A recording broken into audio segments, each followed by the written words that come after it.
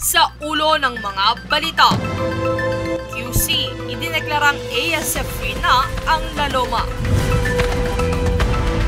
BPI, naninindiga ang kayang makapaghanda ng Noche Buena sa 500 peso budget. Tensyon sa pagitan ni former Representative Go versus First Family nagpapatuloy. Kampo ng administrasyon may buwenta. Senator Cayetano, tinuligsa ang DOH sa patuloy na pag-deliver ng malapit nang mag-expire ng mga bakuna. Pilipinas host sa WTA Tournament 2026. At Pope Leo XIV nagbabala tungkol sa world conflict.